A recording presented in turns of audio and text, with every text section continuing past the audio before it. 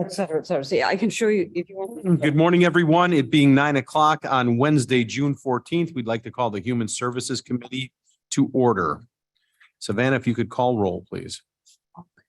Allen, Alan present. Kenyon, Here. Lewis, Who's here? Silva's here.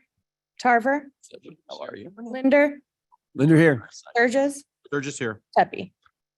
Tepe here. Perfect.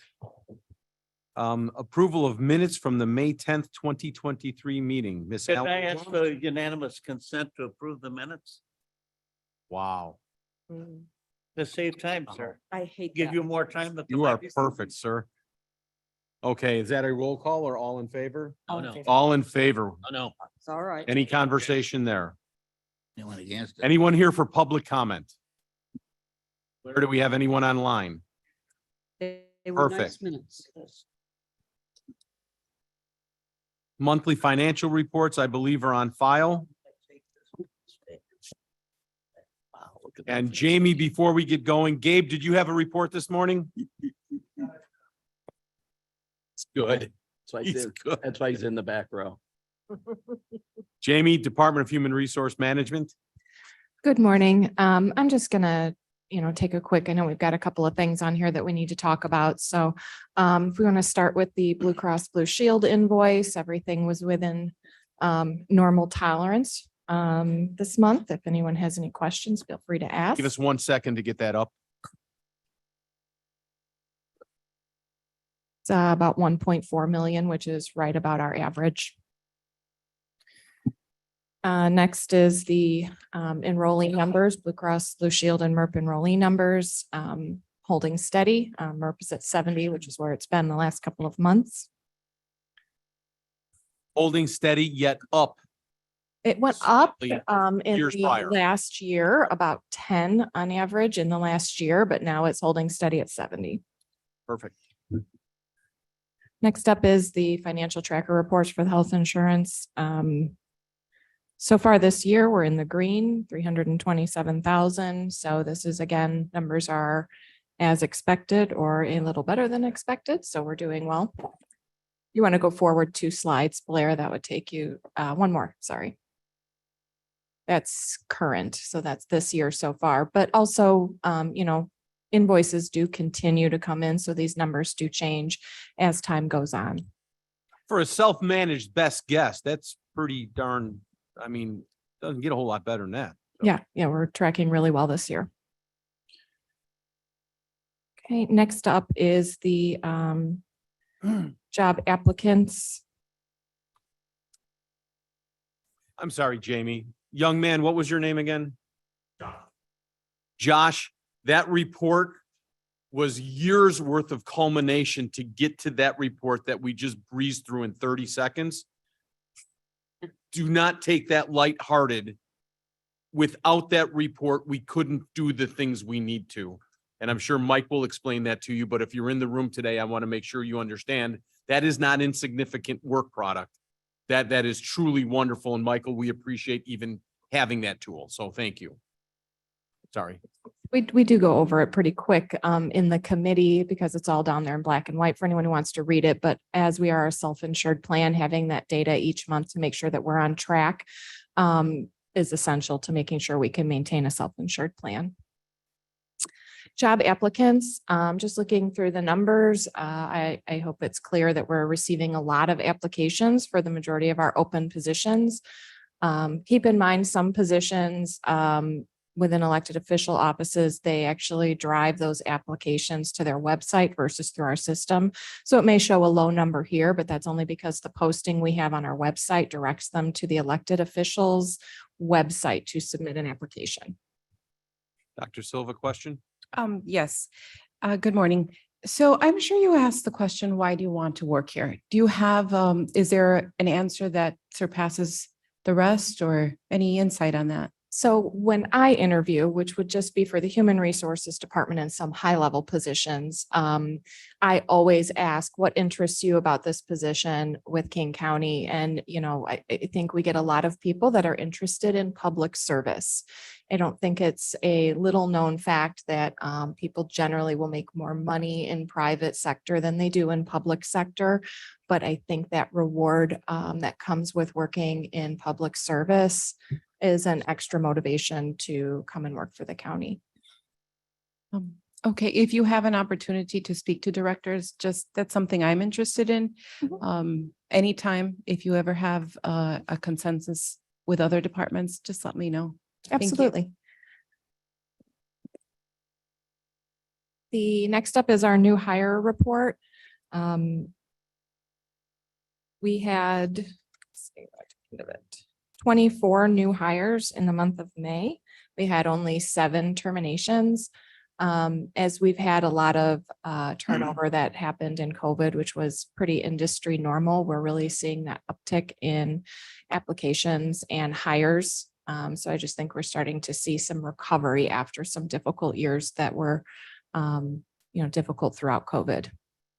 Jamie, if I could ask on that report, in the private sector, we are seeing more and more that this work from home notion, there was rumors that much like the internet that wound up not being a fad and sticking around, work from home may not be a fad and sticking around, yet I'm at least seeing and reading that more and more large corporations are saying we need to get back into the offices. At your level, what are you seeing, and the people you're interviewing, what are you hearing? Are they, we can work in an office, we only want to work remote? What's going on out there?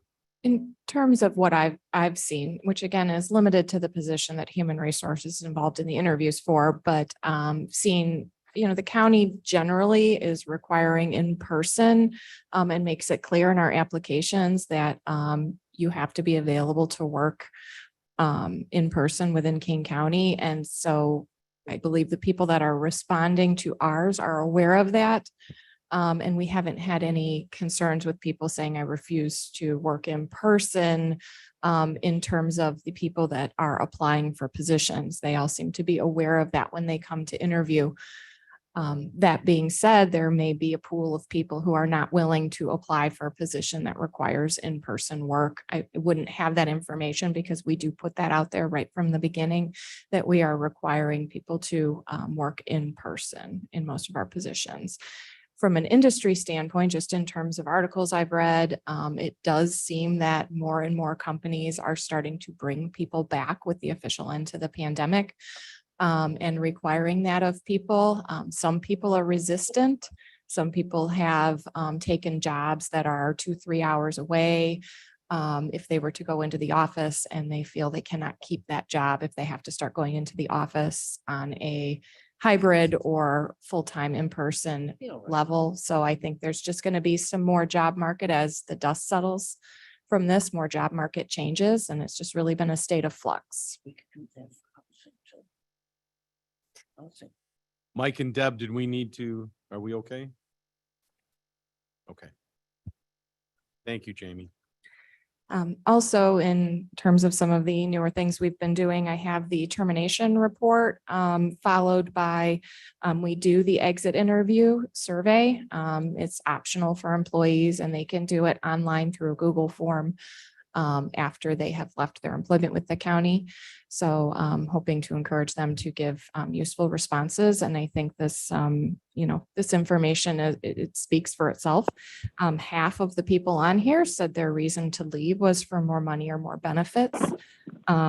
Just looking up some statistics out of some publications and surveys, the national average top reason for people to leave any job, 47.9% of people said it was for more money, benefits, or for a step up. That's pretty consistent with what we're seeing. So it doesn't seem to be any kind of major discrepancy. So while half of the people left for more money, we need to realize that half the people left for some other reason. Dr. Silva? In terms of benefits, what potentially could people receive? What more benefits are there? So this is just a generalized question that we're asking people. So essentially they were leaving for the purpose of more money or, some more health insurance benefits, more life insurance benefits, any kind of benefit. So it's a generalized question where we're not asking them to be specific. They can add detail if they want to in free text, and we do review those when they come in. But in terms of the question, it's just a generalized question that they are receiving more money and benefits. And those could be contributions to a 401k. There's so many different things that could constitute benefits, essentially overall compensation, increasing compensation. If you had to look at 12 respondents, 50% of them said it was for more money or benefits. Could you discriminate between those to say 6 of them left for more money and six of them left for better benefits? Better benefits equates to more money. So if you're paying less for your health insurance, Got it. it's more money in your pocket. So we did not ask them to discriminate between which one unless they felt like adding a comment, and these 12 people did not. Ultimately, I don't believe you need to draw a distinction between more money and more benefits. The ultimate bottom line is more compensation. Okay, and just to remind the committee, Vern, thank you. Just to remind the committee, we have really tried to pivot on all of the shortcomings that have been identified through our studies to say, and I think the most profound one was the notion that our benefits were taking so long to kick in. When you combine that with our decision-making process, you just couldn't come work here. I mean, it took you 90 days to figure out if you had a job or not. And I think that we have shortened that dramatically, which I think is of benefit to the county, not in retention, but in terms of hiring for what that's worth. And if I may, to clear up, I do think there is a distinction, reason being, I think you and I are looking at from a different point of view, That's as usual, as we legislate, so that if we cannot offer an increase in salary, what other types of packages can we offer or benefits can we offer to help retain folks and give them a good standard of living? And then to retain them. Ultimately, those benefits packages cost the county money. And my understanding from employees is they would rather see that as money in their pocket than additional benefit packages. Unless you're talking paying more for health insurance, again, that equates directly to dollars in their pocket. And ultimately, at the end of the day, the dollars in their pocket is what matters to them more than anything else. And so if the county has money to put into it, I believe that our employees, from the feedback I've heard, would like to see that in terms of salary. Vern, Thank you. How many of these people were terminated? can you None keep of that them. microphone, bring that a little closer? How many of these people were terminated? None of them. We do not send an exit interview to terminated employees. Anita? Along with what Dr. Silva said, thinking back, one of the things we did was we found the turnover rate at JJC was very high. And we said to them, what can we do besides money to help? And they came back and said, we would like to have a counselor available for our staff, our counselors and stuff, that when there's a crisis situation, they have somebody that they can go to.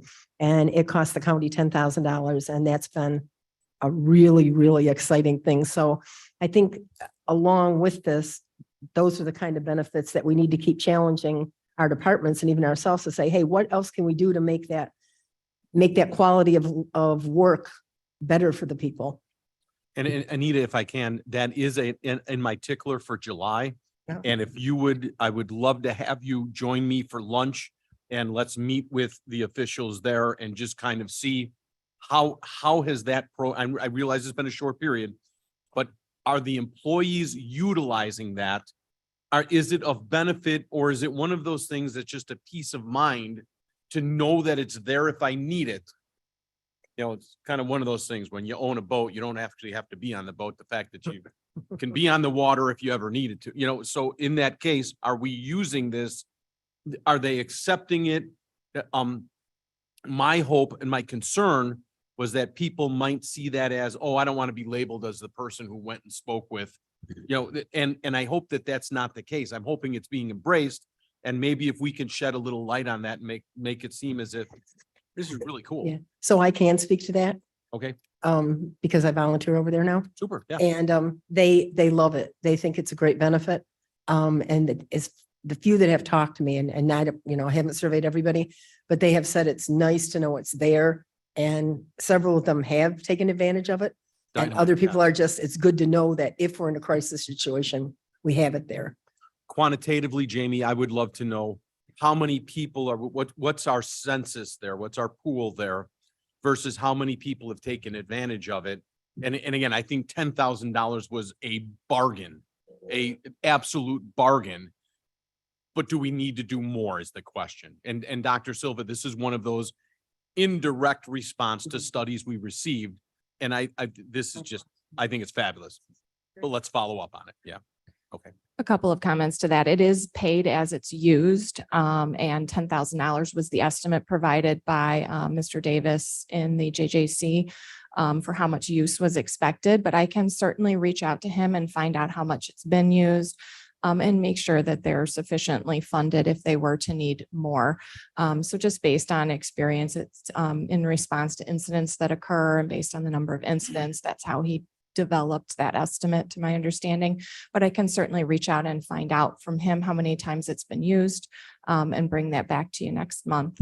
In terms of, other benefits, one of the things we've talked about just informally as we look at the possibility of changing insurance carriers and what would we do with that savings, right? There's a couple $1 million worth of savings associated with changing carriers.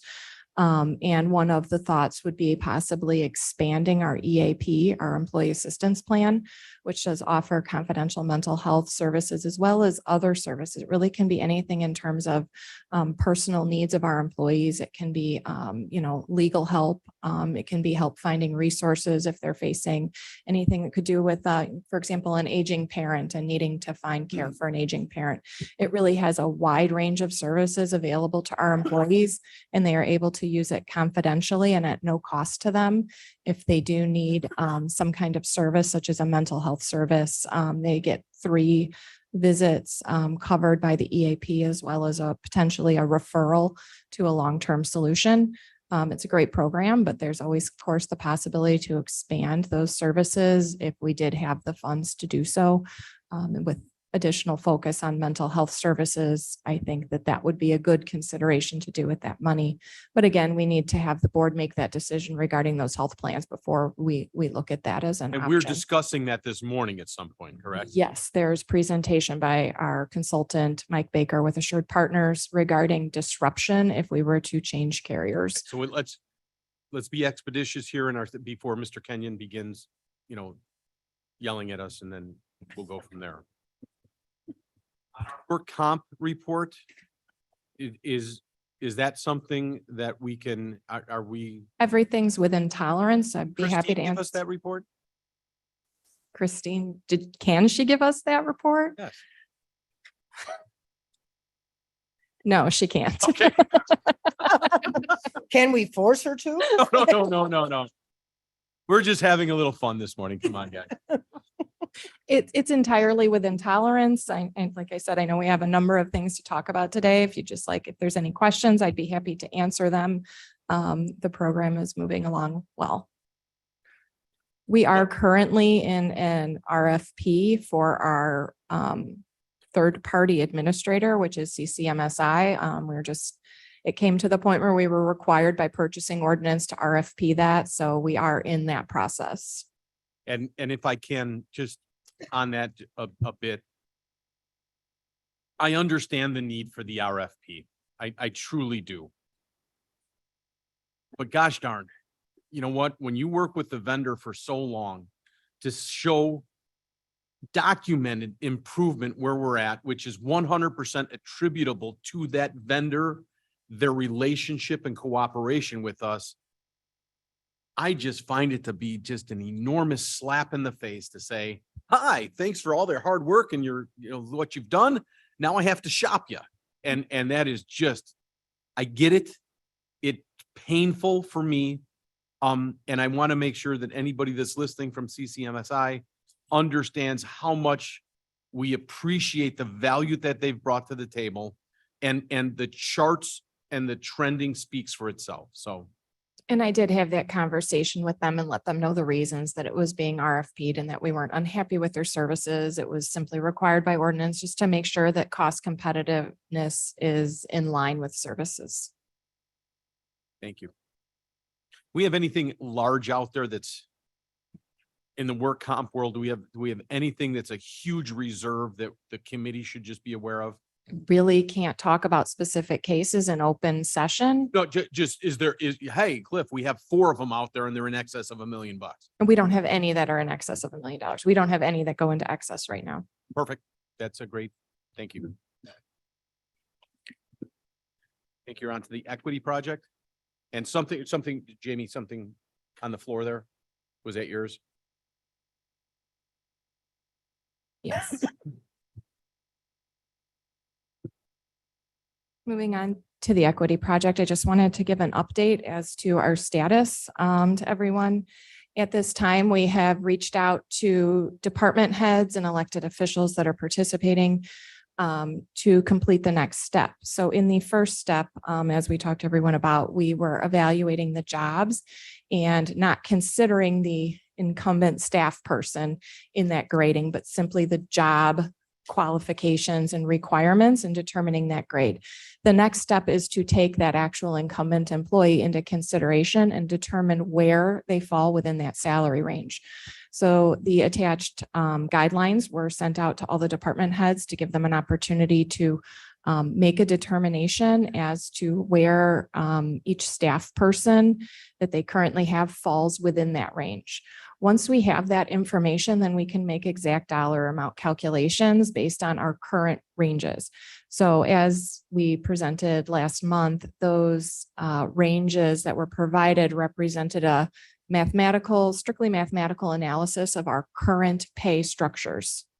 So to make sure we are equitably paying everyone within our current pay structures will determine what that will cost. And that should stay within, our limits as established for the equity project. And then after that is completed, then we can bring some scenarios to the board as far as comparisons to external agencies. And then we can begin to look at external equity. And when we do so, we will be able to provide very accurate numbers as to the cost of those different comparisons, because we have a specific location, specific grade for each job and a determination of how far within the range each employee will sit. So those are kind of the next steps going forward. How long this takes is dependent on how long it takes the departments to get back to us. So we are already having meetings with them. From some of the smaller departments have finished, and we've had some of those, and we're continuing to have several of those meetings a week. Some of the larger departments may need a little more time to get through this, as it really does involve them going and really taking into consideration each employee. If you want to go one page forward, Blair, this is the form that they will be filling out for each employee and determining what their salary range penetration score is, or that score will represent how far in the range they are. This form, once we have finished this step and once we're ready to actually formalize whatever raises will be given to people, this will be discussed with the employee and put in their file. This really sets the objective reasons for determining each person's salary, which is an essential step in equal opportunity salary compensation management. For the committee's edification, we this is a study like this hasn't been attempted in way overdue is where I'm going with this. And so to reintroduce this has come with just a myriad of misunderstandings. Fear, confusion, and Jamie has bore the brunt. This has been fun for me. I get to be at 10,000 feet and Jamie's boots on the ground. And we've sort of divided this where I am handling the political side of things while Jamie's handling the employee side of things. We've had several meetings, the most recent one being the breakfast with KDOT. And it was Carl and Tom, Jamie, myself. Is it just the four of us? I thought. there It was just the four of Okay. us. Mhm. And listen to their concerns, and their concerns were something along the lines of our grading within our department doesn't mesh with your grading. How do we not make that scary, and how do we make that happen? Am I even remotely giving this? And it was an hour and a half meeting that went on, and I believe all the fears were subsided to some degree. Then a month, a couple weeks later, I read an email from another elected office saying that we don't want to participate any longer because, quite honestly, the county board, 24 members, approved in our budget a certain amount of money, which in this case was $900,000, to take the lowest hanging fruit that needed to be brought up to a certain level to make sure that their pay scale was adequate. Jamie, I need you to help me understand and explain, because I believe that elected official didn't understand what was happening, kind of threw some shrapnel out there, and I don't believe it was placed appropriately, because that money, that 900,000, is available. And I believe the notion was that somehow we're trying to impede that money from being spent. It's budgeted. What do you mean? It's spend it. Can you, in your eloquent way, bring us up to speed? Because I want to make sure that this committee at least is understanding of that memo that came out, and publicly make sure that we're explaining this. Certainly. And we Because didn't discuss this, and I'm sorry for putting you on the spot. that's okay. It's fine. We passed a resolution, the board passed a resolution yesterday for a first stage of adjustments. That's an intermediate step that isn't normally taken in situations when you're doing salary administration. But because some elected officials asked to have some immediate relief for people that were well underpaid, we did take an intermediate step at the request of the board when we established those ranges that were based on current pay. We looked at anyone that was below the minimum and saying, we haven't ranked the individual employees yet, but you're at least going to bring them up to the minimum of that range. You're well below the threshold that we Well set. below the minimum, to bring them up to the minimum as an intermediate step until we finish this step and determine where they fall within the range. And then we would bring them up the rest of the way. That was a way to get some immediate relief for those that were well below the minimum of the range. So the board did pass that on the consent agenda yesterday. And it does include every department that's participating that had a staff person that fell below that range. That particular elected official that you mentioned, I think, had 4 or 5 people on there, and somewhere in the range of $40,000 or $50,000 worth of adjustments they could make. When one you of- just made the statement, department, again, I'm very sensitive. Department, elected office, it went to both of those. Yes, it did. All participating departments and offices have been treated exactly the same through this process. So the notion that we, as not a committee, but as a board, have stagnated, held back, reality, not reality, what? No, not at all. We are moving as quickly as we can. This current situation is 30 years in the making, and it is simply taking this long to get these things done. This intermediate step probably set the whole process back a little bit because it was, like I said, an extra step we wouldn't normally take, but it does give an opportunity for some of those that are the furthest behind to get some immediate adjustment. So of the Ultimately, 900,000, how much did this intermediate step yesterday chew up? I cannot remember. I want to say it was around 200,000, Okay, but I cannot remember exactly.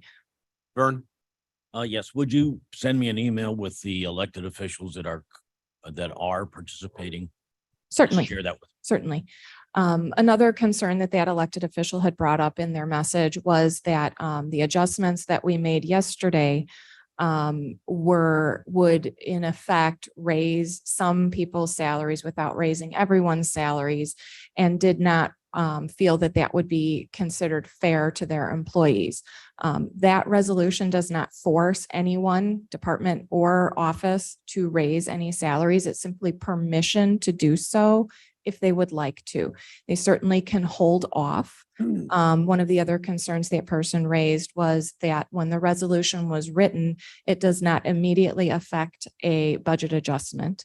After discussing with our finance department, since further adjustments would be necessary, and immediate funds weren't necessary because they have an entire other half of the year's worth of funds available, that those adjustments would be made at the end of the year when their regular funds were exhausted. So they would still get the funds. There's just no reason to do. And I budget believe that was the adjustments. misunderstood part Mhm. that became, the log jam. It was right there, and that wasn't meant to penalize anybody, wasn't meant to be a leverage, wasn't meant, it simply said, use that up. We've already budgeted this. We'll switch it to your account. No big deal. Yes. And I don't believe that it was received that way. The perceptions, I don't believe were accurate.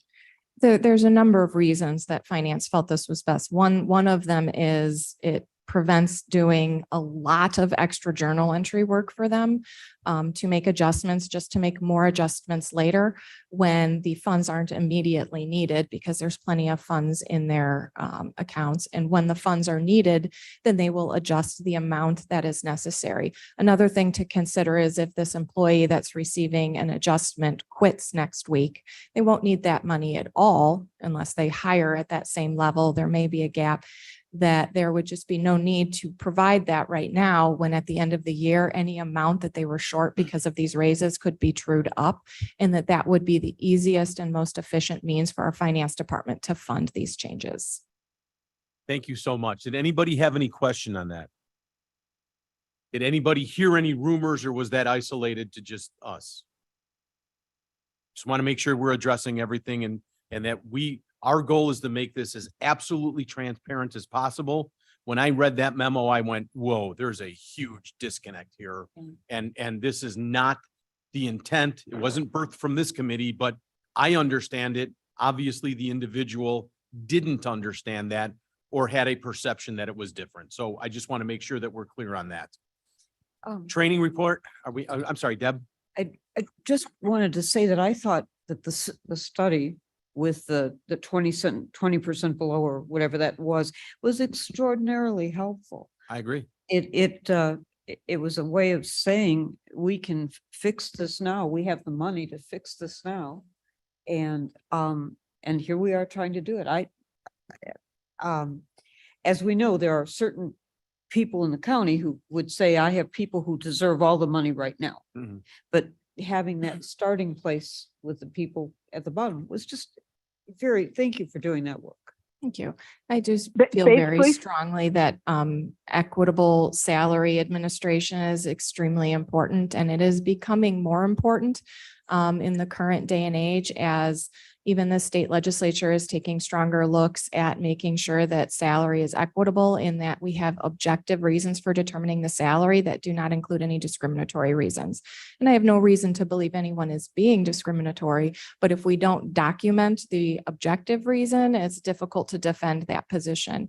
There is currently a bill in the state legislature that has been passed by the House and the Senate that is just awaiting the governor's signature, which is anticipated, which will require salary ranges to appear on every job posting in the state of Illinois, public or private. And that will go into effect January 2025 once it's signed by the governor. We will be the third state to enact legislation like that. There's already a couple that have that enacted. And it is a way to ensure salary equity, and that salaries are not person specific, by posting it as a part of every job advertisement. So we're clear on that. I can't ask the interviewee what they were making at their last position, but they can demand from us what we're willing to pay for this position. It is already illegal for you to ask somebody what they are currently making. That has been a way to further and continue salary inequities. that may have existed for discriminatory reasons by continuing it. If they switch jobs, that's what you were making before, that's what you can make now. So that is already illegal. So the state has already passed that. And this new law would require that we post a salary range. So having these salary ranges, as you can see, it's taking a long time to establish them in a I am equitable and such a defendable problem way. child. I So apologize. we need to have these ranges, and laws like this will only continue to expand as, you know, times change and laws are continuing to require salary administration. So I think it'll only grow, and the necessity for something like this is important. Mavis, if you had a quick one, I need to get to Michael Baker. So Yes, I want to say thank you for working with water and environmental resources.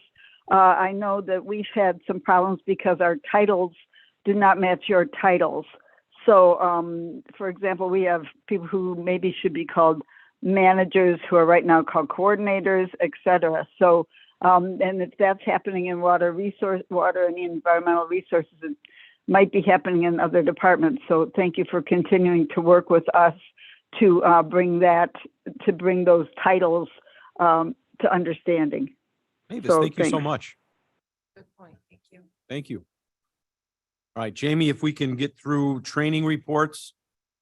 Training report is just the sexual harassment training. And just as a note for the committee, the state did also pass a law requiring cyber training for all public employees. So we are working with IT and we will be having more mandatory training for everyone. So we're working with them on the best process.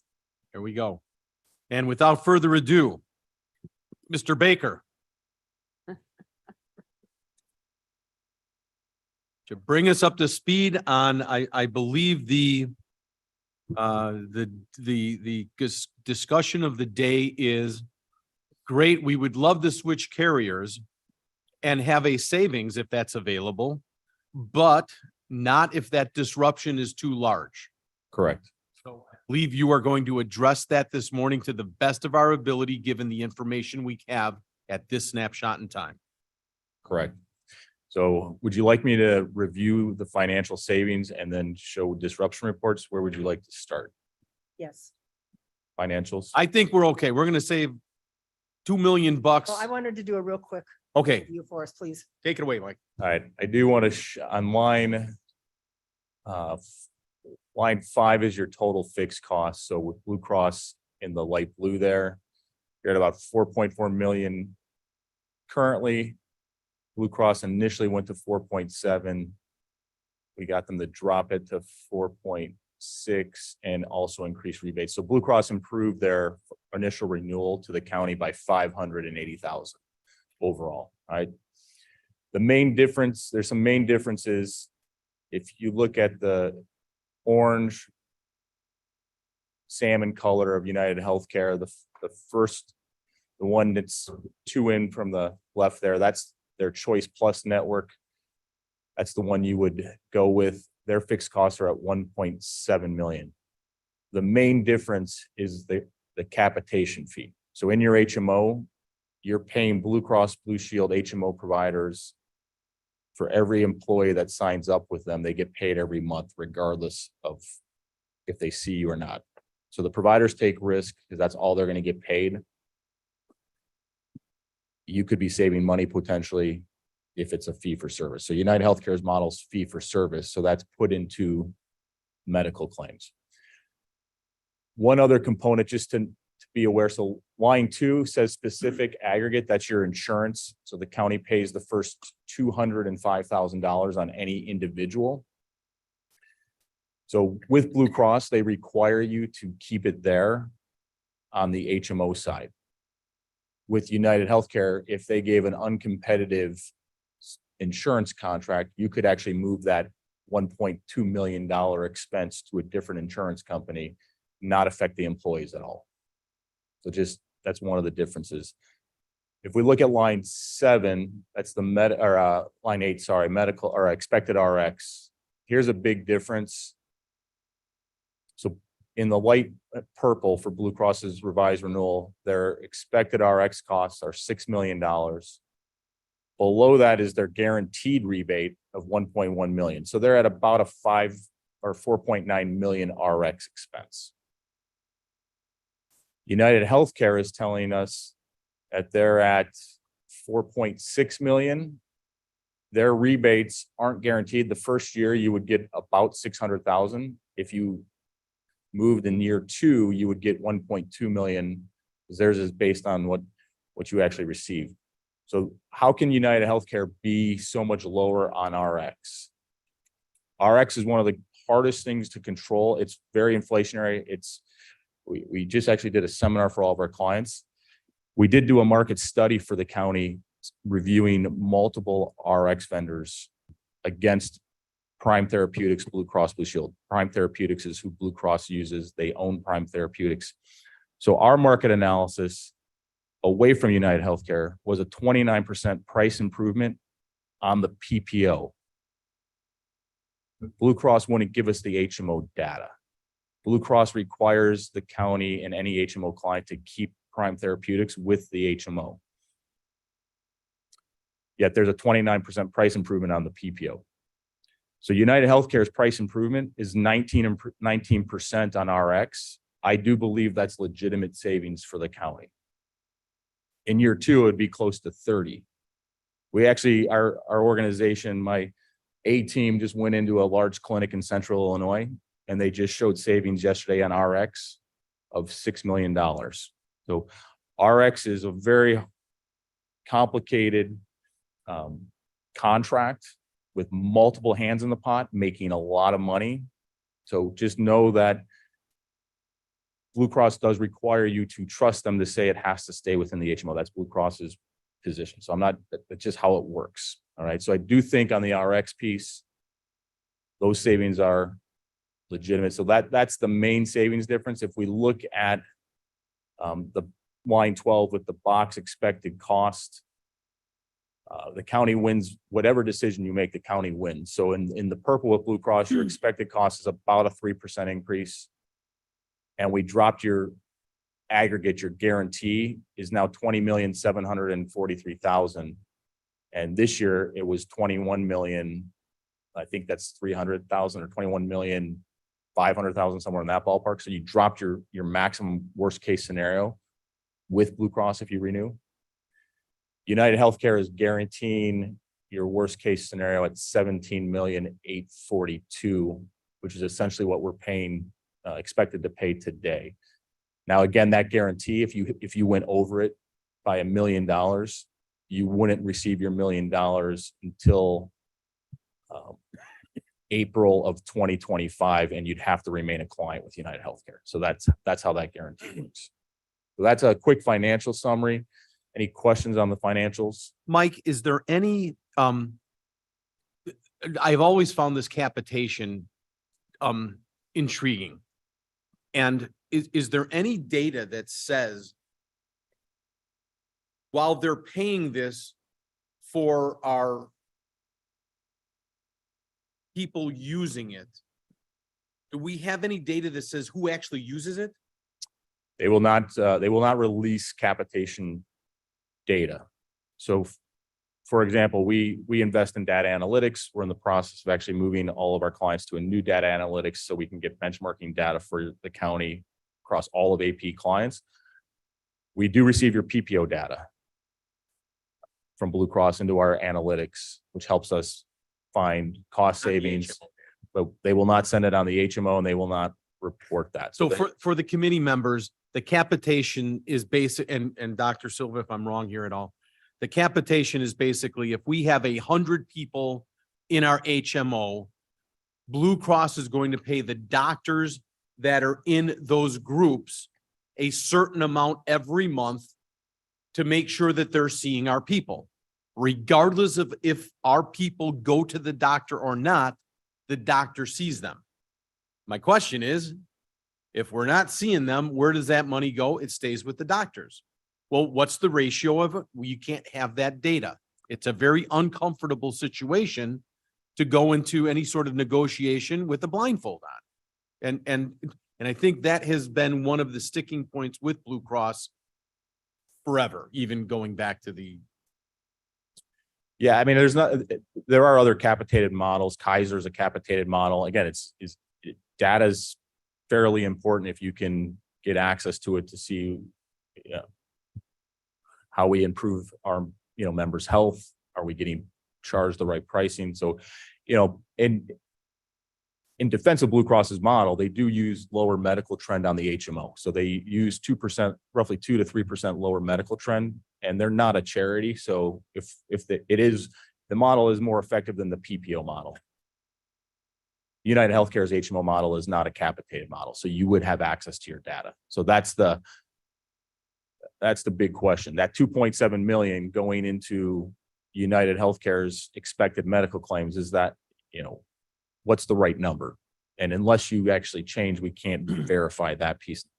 And I'm not saying the county should change. It's just, we can't actually verify it unless we.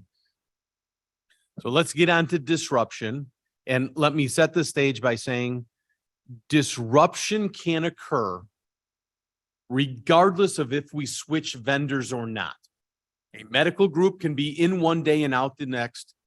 And a pharmacy program, a prescription drug, this 6 months, it could be in your program, out the next. And that risk exists even if you stay with your current carrier. Am I fair to say that? Correct. However, we want to minimize any disaster that is lurking by making a switch and then finding out, oh my gosh, 72% of our people go to this doctor's group and they're not in the other competitor's model. And that's what we're trying to make sure. Correct. Okay. So on the HMO, if you look at on the screen to the left, it says HMO Navigate. That is the network for United Healthcare HMO. So you're 600 and roughly 70 employees that have elected the HMO. With Blue Cross, you have two different HMO networks. One has the vast majority. With United Healthcare, you would have one HMO network. Here are your providers that Blue Cross. So this is Blue Cross on the left, UHC on the right. So on the left, it says Advocate Healthcare Group. So in Advocate Health Hospital Corp, there are 555 members. So that's employees, spouses, children that have Advocate Health Hospital Group as their primary care provider. In our They won't- current census. Correct, in your current census. What they won't do is if Dr. Silvas was a primary care doctor and Cliff Surgis elected Dr. Silvas, they won't tell me that level of detail. We just know that for Advocate, there's 555 members that are in that practice for their primary care doctor. That practice is in Navigate with UHC. If you make a change, the vast majority will see no disruption. There could be a primary care doctor that's not accepting new patients and you make the change and they're like, well, now you're deemed a new patient. We don't have to take you. That's a possible disruption. We can't get to that level of detail because Blue Cross won't release the actual, they pay the provider group. They don't pay based on the provider you select. Sum the total members in the left group in the left column, is that everybody that we have? It's the vast majority. There may be one or two that are with a small because we went from largest to small. So you Okay. can see North Shore's got 9. So how many more members are out? It's not like we're leaving 250 people out. No. There might be one or two anomalies. Correct. Got it. Dr. Silva. Okay, let me see if I understand this. Regarding disruption, particularly with Blue Cross, which is our current provider, I can think of 2 reasons why a group may be in now and not 6 months from now. One of them would be if that group is an outlier of some sort, doesn't meet certain outcomes, and Blue Cross decides to give them some time to be more mainstream in their charges and might not currently contract with them again. The other reason would be that particular group, XYZ, has decided not to contract with Blue Cross anymore. So they're out, which kind kind of nullifies that option because one, Blue Cross is a very large provider in at least in the area that I represent. And I would think in the entire state of Illinois. So it's less likely that that would happen. Are there other reasons that there would be a disruption? Within Blue, Or are those two the main reasons? those are your two main reasons. There is a pending primary care physician shortage. There's a lot of, my understanding from the data I've read is there's close to 50% of primary care doctors that are above retirement age, contemplating early retirement, or wanting to get out of medicine altogether. So It's a tough job. yes, and COVID made it very difficult. And so we have seen with our clients and what we're talking on a national basis, because I am connected to our national leader and I run the region for Assured Partners. We are seeing the other disruption of just retirements and primary care doctors leaving medicine. So that's a disruption that we can't account for. Correct. And we're also entering a high inflationary market. We are seeing hospital systems ask for double-digit increases from Blue Cross, from United. So again, we've had a stable environment in healthcare, I mean, minus COVID, right? But from a pricing standpoint, the last 5 to 7 years has been fairly stable. We are looking at a high inflationary period, probably for the next 3 to 5 years from what we are seeing with our data and talking to our clients and the hospital systems. Thank you. So what that says to me is that disruption with Blue Cross is either less likely or secondary to some of these factors that we have no control over. That's what I'm hearing. Vern, did you have a? So on the PPO side, we broke it down into different categories. So on the right of this chart is the PPO disruption with Choice Plus. So this is a listing of provider with the claim amount that is in Blue Cross's network, but not in Choice Plus with United Healthcare. So the top one, Kalen Allergy and Asthma Center, there was one claimant that is out of network with United. So it doesn't mean they would never join. We could solicit it, but this is the list right now from a medical provider. So nothing major. And we have had clients move from Blue Cross to Choice Plus, and the disruption has not been large on the medical. There's always things that change within your network, even within Blue Cross, but these are the ones that we know from the last 12 months. Mike, just for time, how many slides do you have? Just have a few more on, this is chiropractic. So you can see the chiropractors that are in Blue Cross's network that members went to. So you have 580 claims at chiropractors that are in Blue Cross that are not with United Healthcare. So that would be some disruption. I'm not there. So I don't know how accurate it is because I'm in network with Blue Cross and have completely decided to not be in network with United Healthcare for, again, it's a difficult job and I just don't feel United Healthcare values our work as much as Blue Cross does. Yeah, the report was given to us. It was all of your 2022 data, and it was thousands upon thousands of lines of data. So there could be a provider that didn't come through on the file, but this was provided by Blue Cross on the PPO. Mike, could I get some clarification on these slides? Claim amount and affected Mr. claims. Linder? Yeah, I'm sorry. Linder speaking.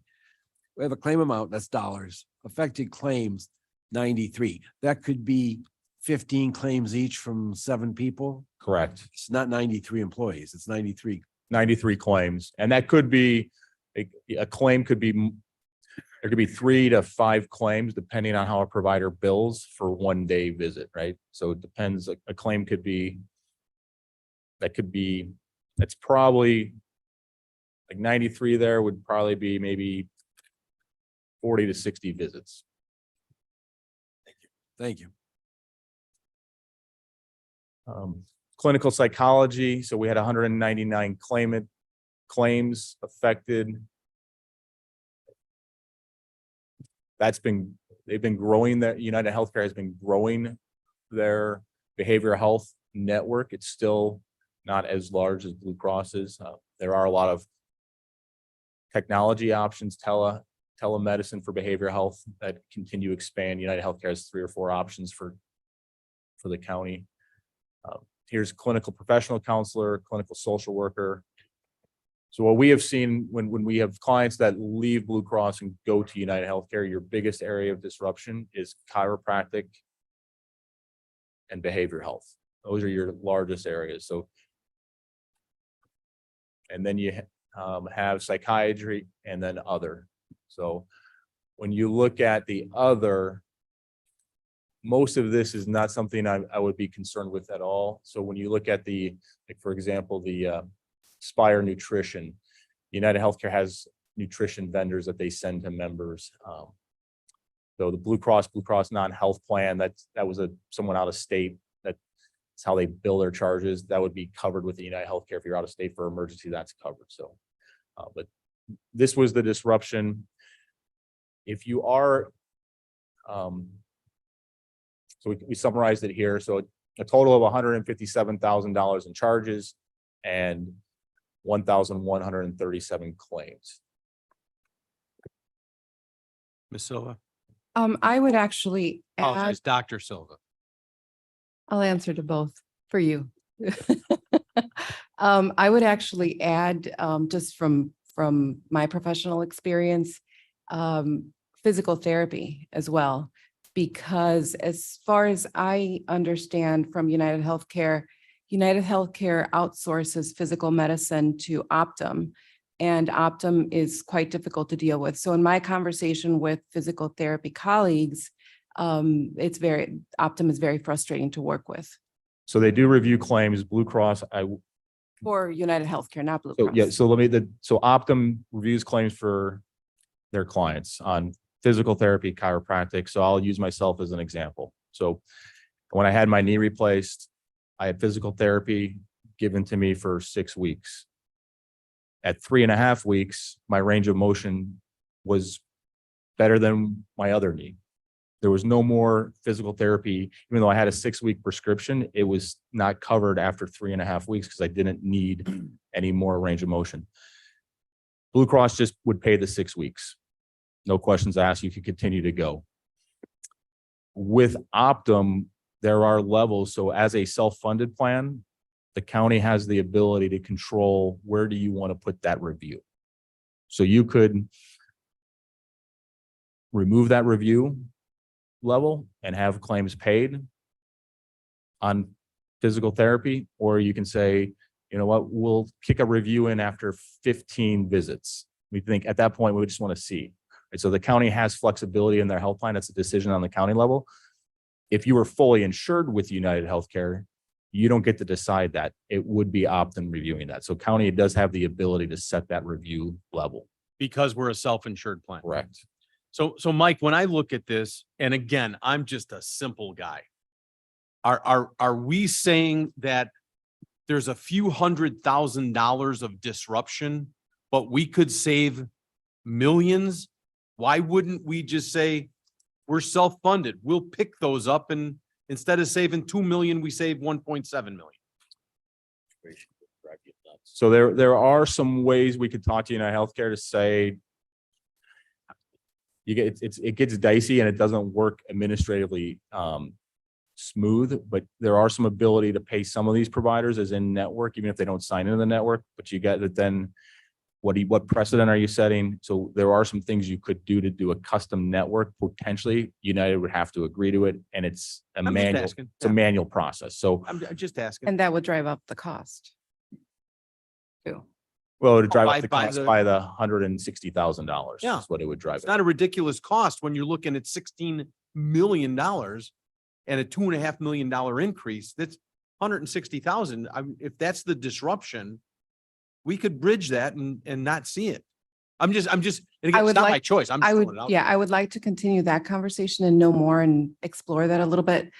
But one comment that I do want to make is that when we start to have third parties come in between us, the patient, and the healthcare provider, we are disrupting care and in essence, acting as the patient's physician. Because there are folks out there who are reviewing files, but are not the patient's physician. So I think if I fracture my leg, which I have, and my physician says that I need 16 visits of physical therapy because that's what he deemed was appropriate. And then Optum decides that, oh no, your range of motion is at 6. I can give patients very early on, because I'm very good at my job, with a complete range of motion.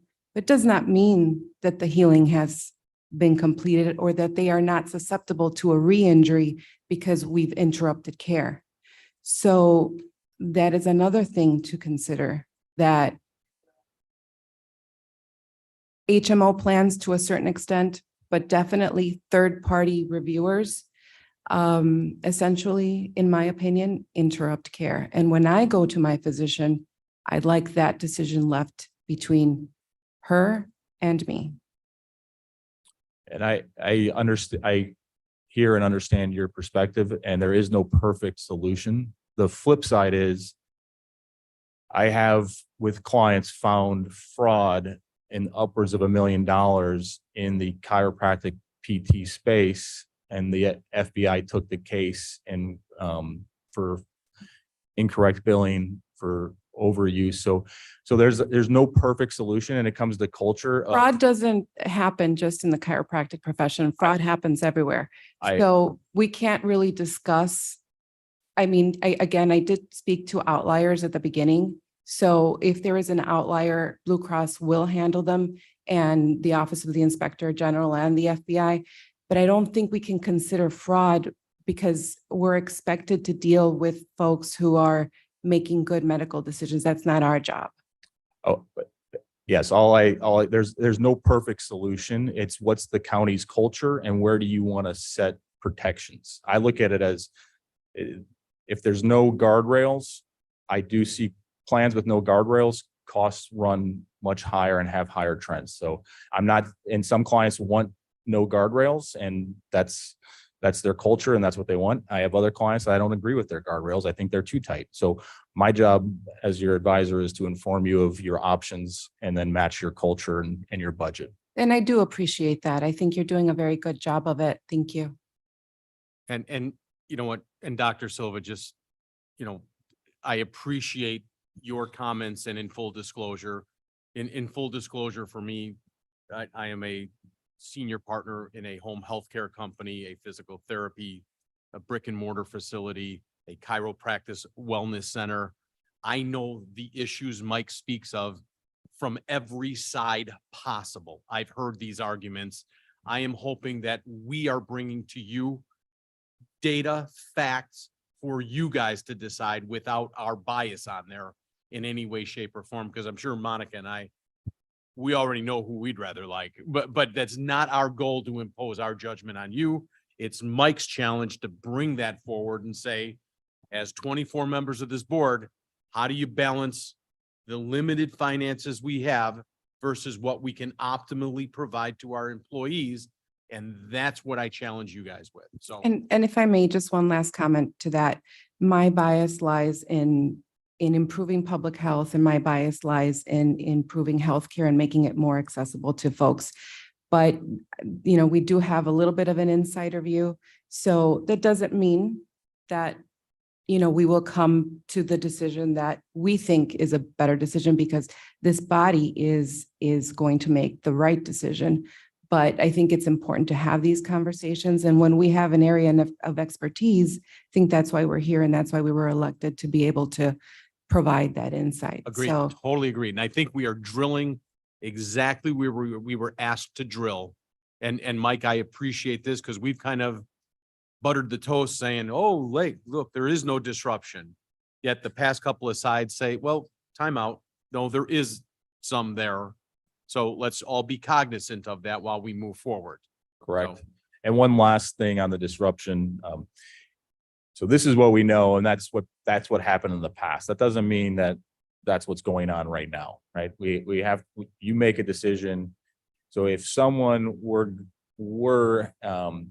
let's just say undergoing cancer treatment that was at a non-network provider with United Healthcare, but they're in network Blue Cross, there is transition of care. So we put their policy in there.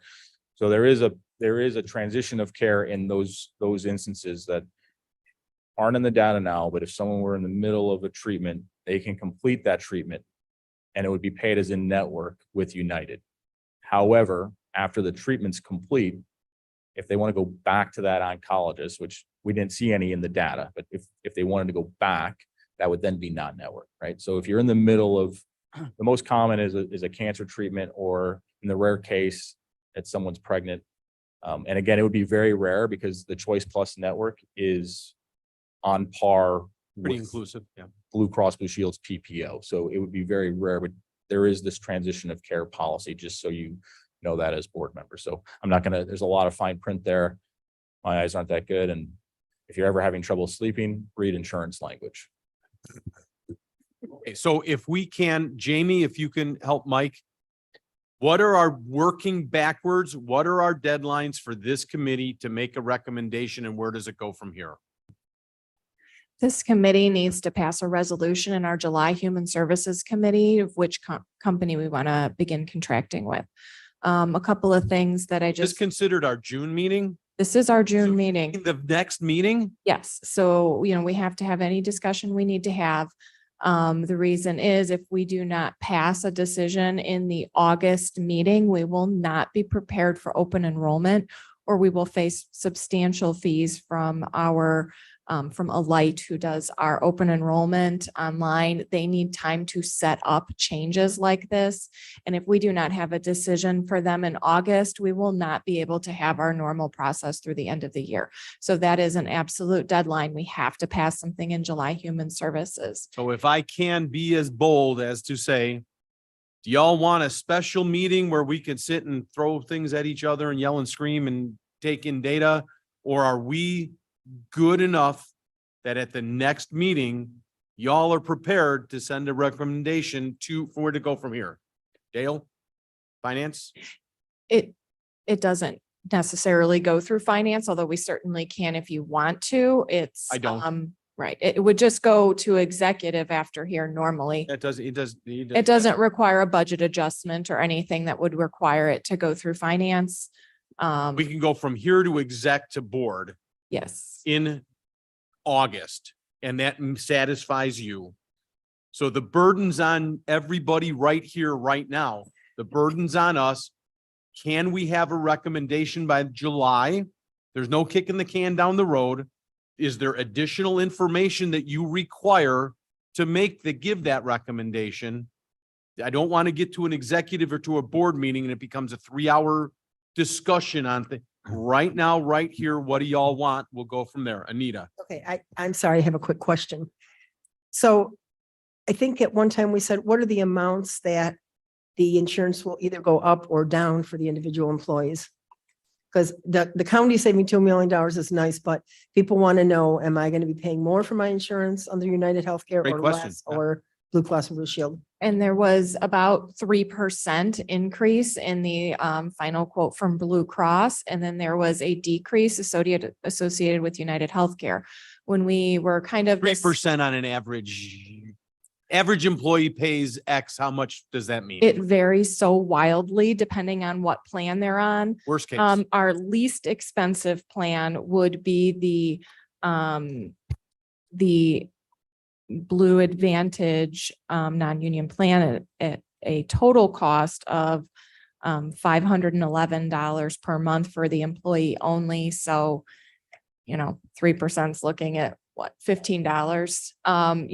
Our plans then range up to the most expensive plan being over $2,200 a month for PPO family plans. So there's such a wide range. I hate to try to calculate an exact amount associated with that. 3% is a pretty low increase. So between $15 and $60 a Yeah. month. 3% is good. Good.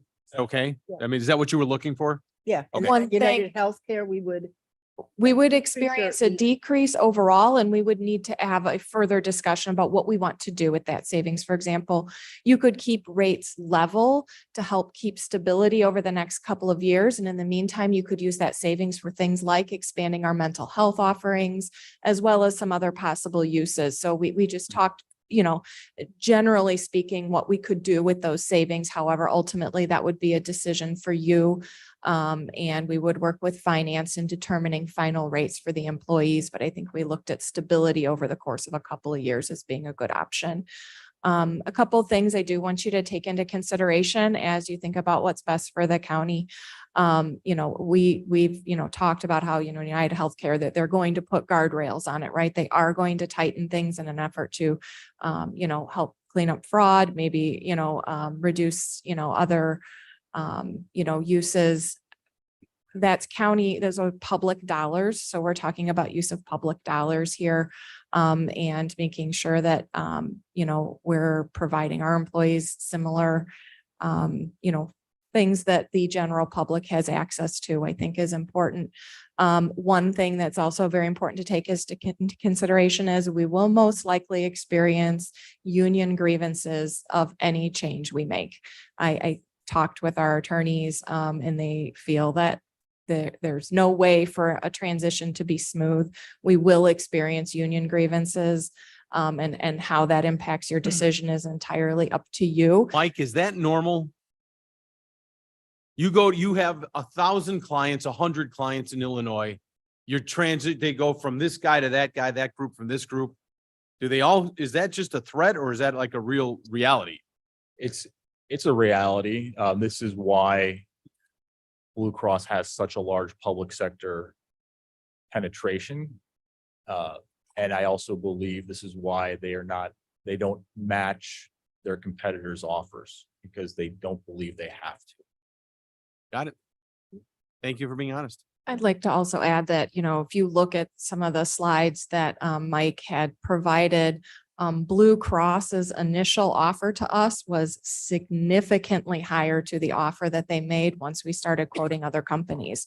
If we continue to not consider changing because there's disruption, which is unavoidable, Blue Cross will continue to increase our rates beyond, and it will be impossible for us to really get the best rate out of them.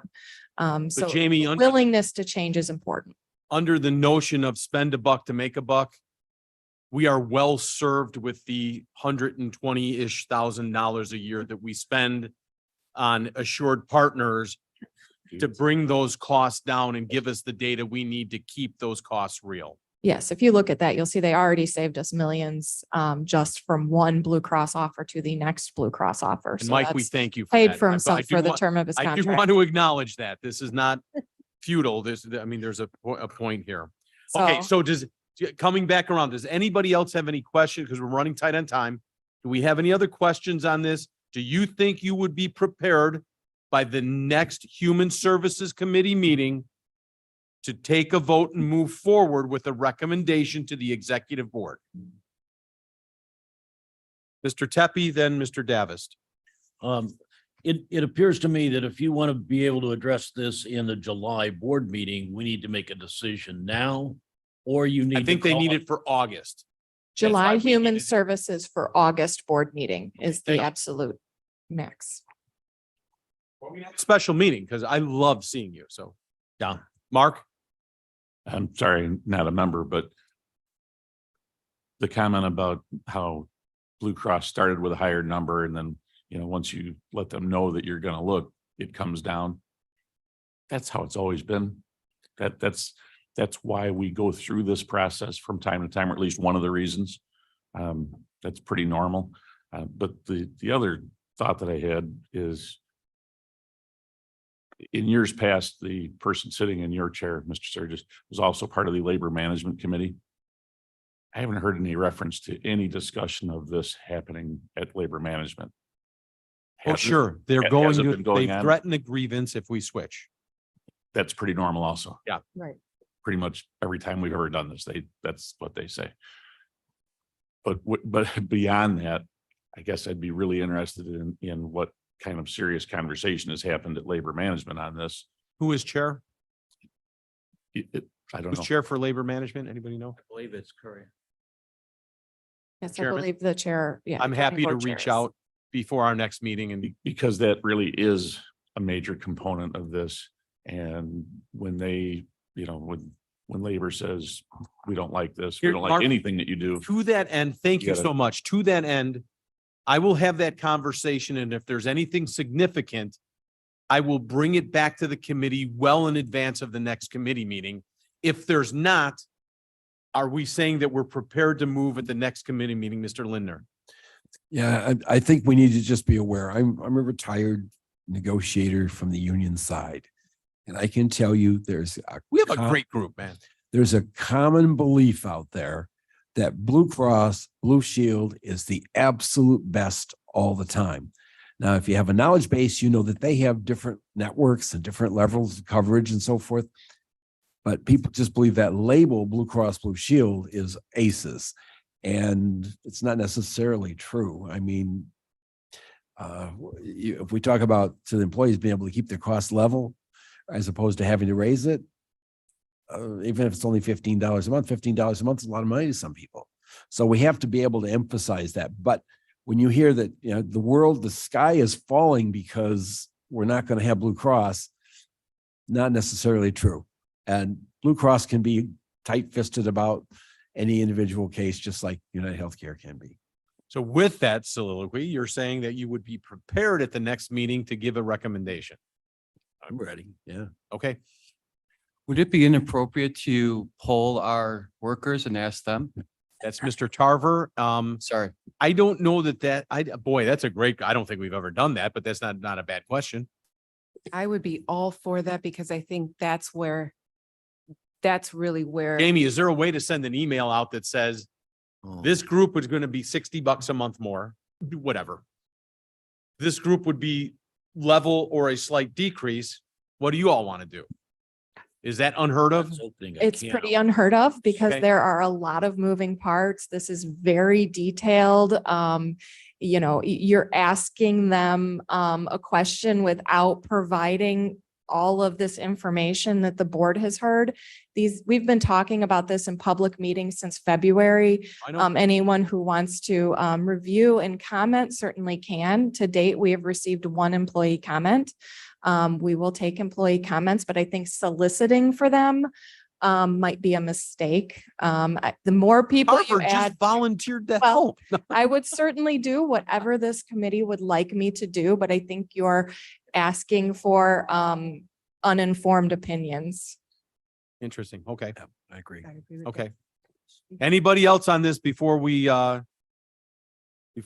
on? Mr. I like Kenyon. Kenyon, I like the idea, but you have to be willing to do what they say. Say everybody said, don't change.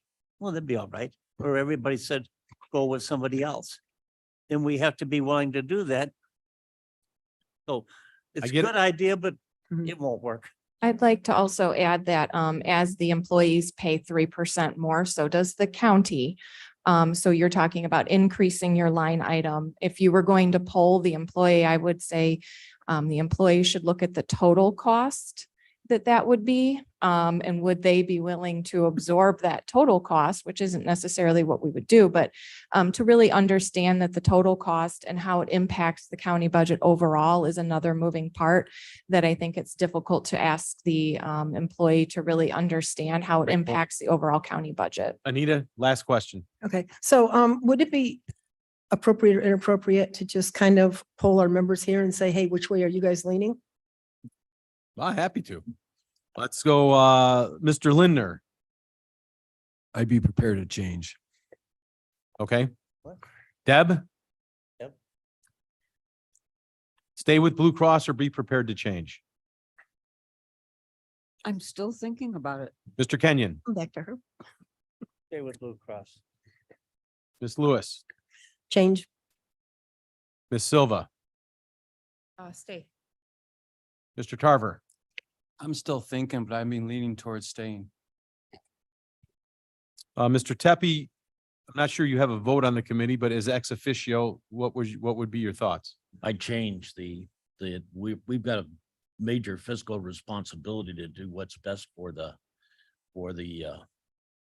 residents of the county and providing the same level of service and at the same time reducing costs. I think the disruption would be manageable and we could handle it. So I would change. So I think this vote is as close as it would ever be, and I think it is extremely representative of what you're going to see in exec and at the county board level.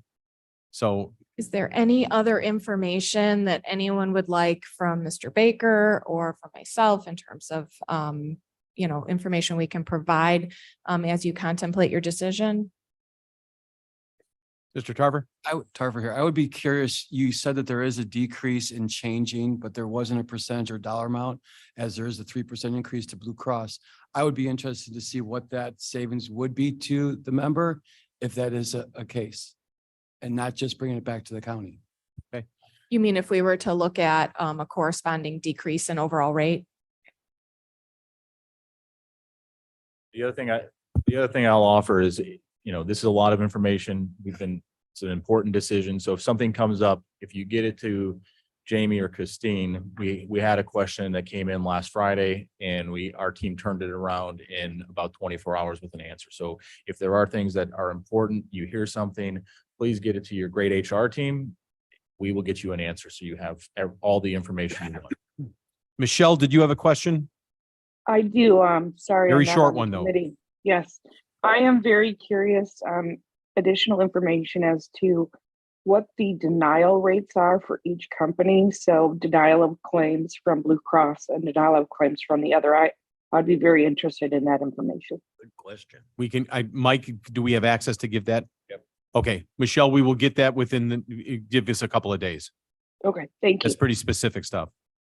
Yep. Okay, Michael, thank you for coming. Jamie, do we need to discuss the recruitment policy? We're way in bonus hours now. It's up to you. It was something that was requested, and I just had a couple of questions to get to the point Does the where we committee, could do we vet have it, 5 minutes to but do it's this? up I to know you. there's people waiting in the hallway. Okay, Jamie, let's push this off and, Phone. oh, Oh. I'm sorry, I misunderstood Ms. Juby. It's gonna be a little later. Okay, I highlighted the questions I have. So, last time there was a question about a policy regarding job postings and recruitment. I did talk to our IT department and I think having an internal job posting page is a great idea for our employees. So in terms of a policy, under the eligibility, I think it's important to have an avenue for special circumstances. I put in here as a first draft that it would be the approval of the department head in consultation with human resources to make exceptions to that policy. However, if the committee doesn't want a way to make exceptions or wants to choose someone else or have a different avenue, certainly whatever you want, we will put into the draft. Comments on that one, that question? The next one was under the definitions of an internal applicant. At what point an internal person can apply for another position? 6 months or a year is normal for them to spend in a position before they're eligible to apply for a new one. I put 6 months in here. If you prefer a year or anything else, certainly that's subject to change. The next thing was in the guidelines, I just highlighted that the salary range, I'm writing this to be compliant with what I believe is an imminent rule requiring salary ranges to appear on job postings, and writing it to be compliant with that future law because I think that's going to go through. And a question was, do we want a requirement to post internal only, or do you want to allow them to be posted internal and external if that is the will of the department? I have in here for them, the department head to be able to do both simultaneously if they want to. The other items are just consistent with what we have right now. The one thing, the very final bullet point, I think is an important add to our current process. Hiring managers must retain a record of all applicants and interview as well as their interview notes. This is because IDHR complaints regarding hiring are valid for up to 360 days. This ensures that we have the necessary records to respond if there were an IDHR complaint. So I think this is a really important addition to add. You could Currently, I have it written that they would retain their own records. You certainly could have those records forwarded to Human Resources for keeping for 1 year before destruction if you wanted to.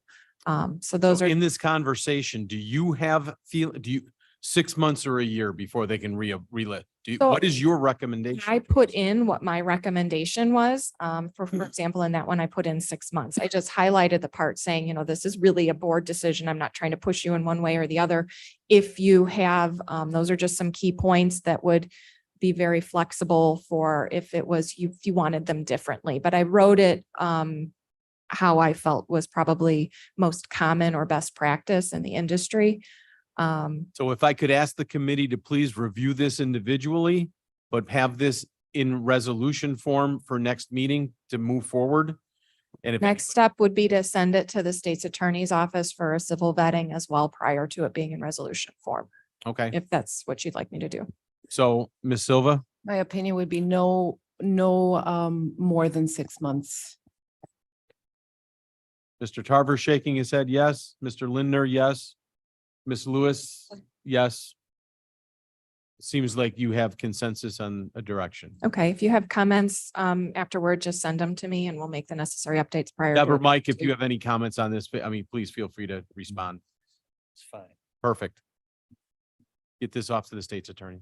All right, thank you. Okay. We have no need to go to executive session. Could I have a motion to police reports on file? Silva moves. Ooh, that's a dead heat. Have it. I'll second to her. Tarver seconds. Kenyon? We have to vote on that? Unanimous. consent? Yeah, I'm sorry. Yeah, unanimous consent. So anybody opposed to that? I think you have that.